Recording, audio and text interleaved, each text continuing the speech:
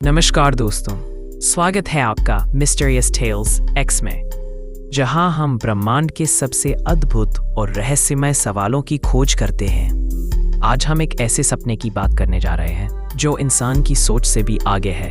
एक ऐसा सपना जो हमारी आने वाली पीढ़ियों का भविष्य तय कर सकता है। सपना मंगल ग्रह को दूसरी धरती में बदलने का।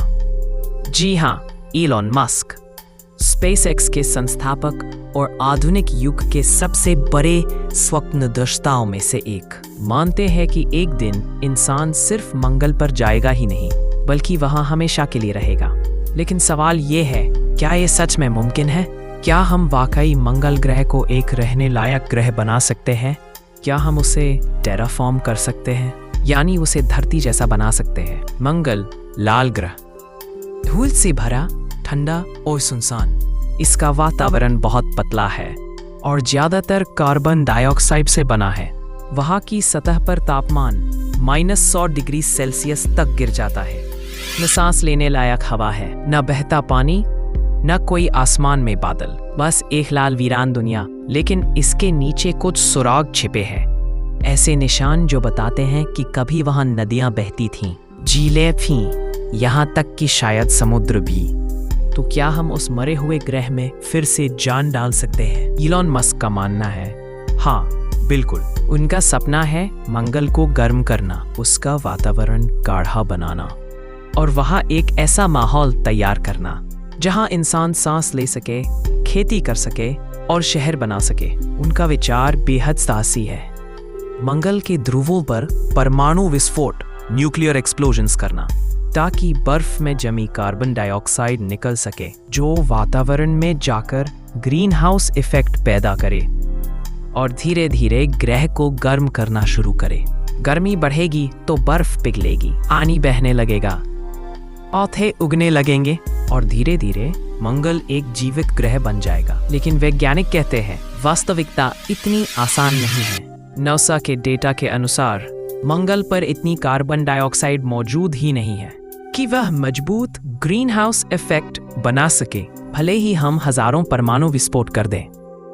मंगल फिर भी ठंडा ही रहेगा। और एक और बड़ी समस्या है, मंगल के पास मैग्नेटिक फील्ड नहीं है, यानी अगर हमने उसका वातावरण बना भी लिया तो सूरज की तेज सौर हवाएं, सोलर विंड्स, उसे कुछ समय बाद फिर उड़ा देंगी, यानी जितनी मेहनत की सब व्यर्थ। कुछ वैज्ञानिक कहते हैं शायद हमें मंगल को बदलने की जरूरत नहीं है। अगर हम इंसानों को जेनेटिक तरीके से ऐसा बना दें कि वे मंगल के वातावरण, उसकी विकिरण, रेडिएशन और कम गुरुत्वाकर्षण में जी सके, तो हमें ग्रह को नहीं, खुद को टेराफॉर्म करना होगा।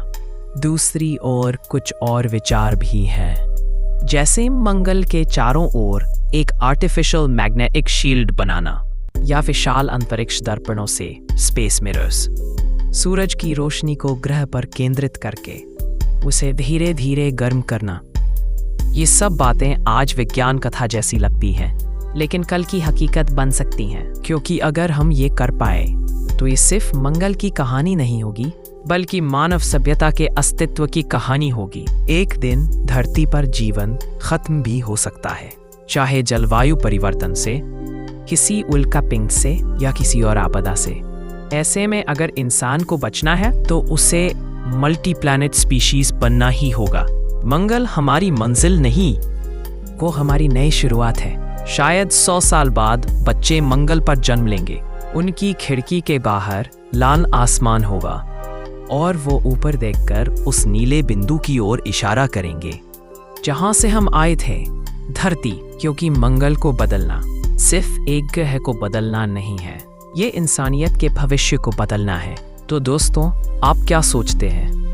क्या एक दिन मंगल धरती जैसा हरा भरा ग्रह बनेगा, या वो हमेशा एक ठंडी, लाल और निर्जीव दुनिया बना रहेगा? अपनी राय हमें कमेंट में जरूर बताइए।